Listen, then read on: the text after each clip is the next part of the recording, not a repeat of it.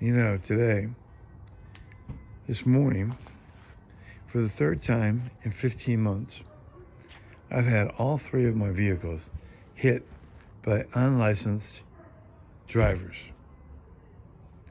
All three. I had to duct tape this one up this morning at 7:30, roughly 8 o'clock, so that it wouldn't rub against my tire and so I could go ahead and get to church. See that?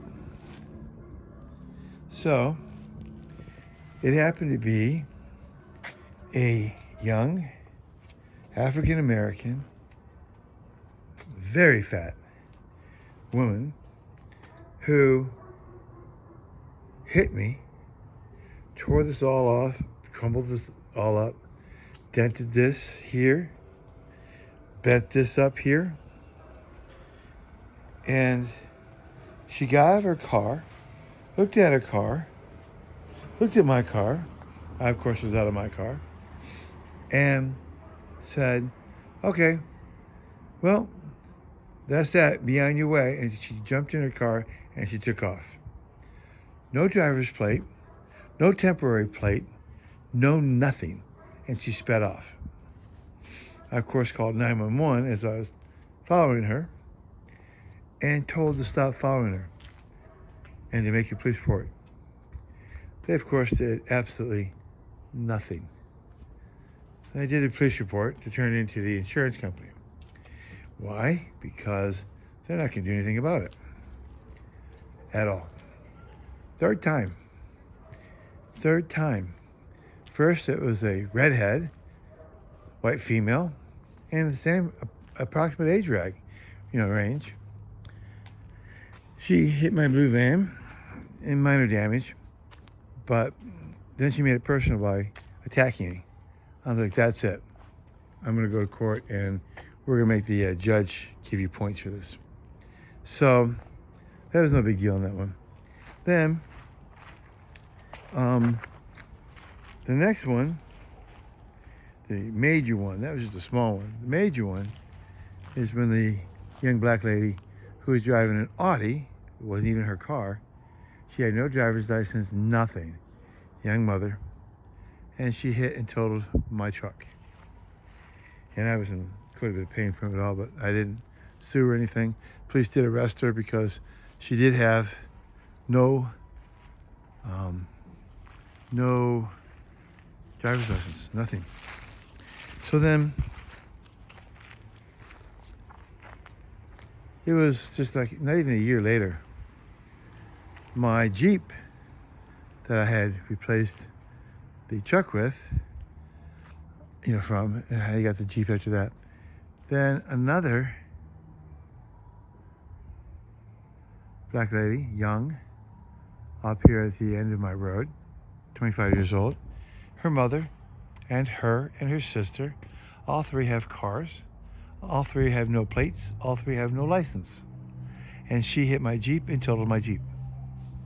Then, 15 months after the first one, as the first totaling of the car, I had this happen today.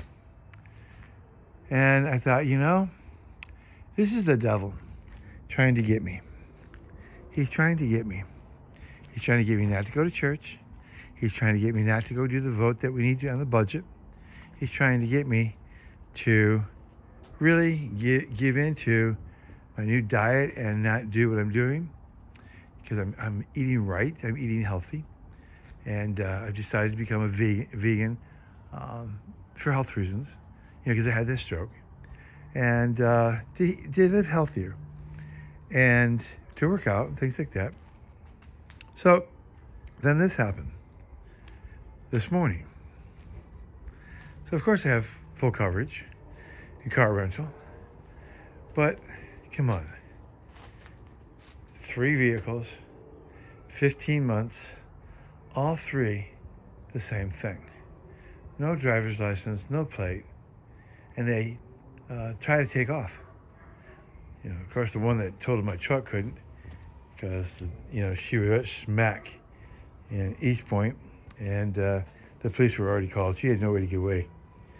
She tried to get me not to call, but she hit my car and another car. So there's no way around it. And then the one with the Jeep, she lived up the road here. So I knew exactly where she lived. And so that was taken care of. And of course, we have insurance, so no big deal there. But you know what that's going to do to my insurance rates.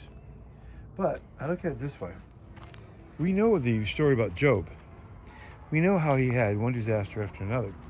And we know that Satan had to get permission to touch him, to do anything against him. We know that. So I already know that Satan had to get permission to try to get to me.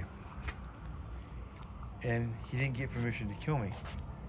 He got permission to do things to me, but he didn't have permission to kill me. So that, I know that God loves me and he's watching out for me. But I've decided that I'm done with Detroit. I want to finish getting the work on my house done, finish putting the trim up on my steel roof and replacing the boards I need to replace, and put the siding on my house and finish the remodeling of the 3 rooms and the windows. And then once that's all done, I'm praying to God that he'll provide the money, because I am living by faith, that I will be able to sell this house and move out into the country. So I don't have to drive in Detroit roads anymore. Because 40% of these drivers have no insurance, I've been told. And they have this mentality that they're going to just run. They don't care. And I'm over it. I have people that play music loud with their loudspeakers, booming all over the place, into my house and everything. I have drug deals that go on in the middle of the road, people smoking pot. It's just not what I grew up with. And I don't feel led to stay here anymore. We've done what I'm supposed to do. I brought this neighborhood up. All the houses are purchased. Things are getting better. Praise God. And I don't feel called to stay here anymore at all. I want to leave.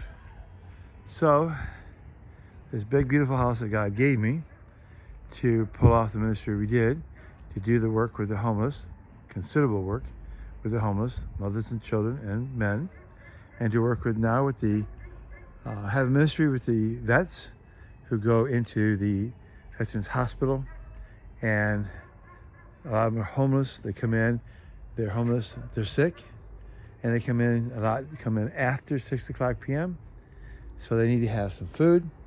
So we have to empty out the van, because it's full of food, to give to the homeless. They come in there, and those vets who came in after 6 o'clock and need to have a meal. So then we provide that meal for them. We provide it for them.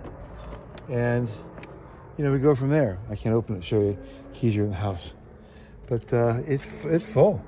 It's full of food. And, take it up. There's a whole bunch of stuff up there today, thanks to the donation from people at my church. And, provided sanitary stuff, toothpaste, earplugs, things like that. Disposable razors, microwavable foods so they can eat. And then we take care of them from 6 o'clock at night till 6 o'clock in the morning when breakfast is served. And that's done by the nurses that we know and that work there, including one from my church. And then during their shifts, they take care of these vets. And then when they don't work there, the supplies is there. And then we keep plenishing that up. So that ministry is still going to continue, because these veterans, they're coming in homeless. A lot of them are, not all of them, but after 6 o'clock when they get admitted in and they're hungry, there's nothing to feed them until 6 o'clock in the morning. And if you're sick, you need food. So we take care of that. And sanitary stuff, combs, razors, paper or hard plastic plates and cups and hard plastic silverware, microwavable foods, snacks, so they can eat, they can get cleaned up, they can, shave, and they can wash up and take care of them like they should. They're vets. So we'll keep doing that ministry. even on living out in the country, so I can go ahead and drive that stuff in easily, and then go from there. But you know, when God allows things like that to happen, you have to think, what's going on? For the devil to touch me, because I am a child of God's, he has to get permission. So I'm still here, so he didn't get permission to kill me. But he did have permission to go ahead and try me. Well, good job, Satan. Takes a little bit more than that to get me, because I've seen a lot from you. I've seen a lot of what you do. And I'm determined to continue my walk with God, no matter what, even if it kills me, to continue my walk with God. And to go forward. And if I lose it all, house, cars, everything. I've been homeless before.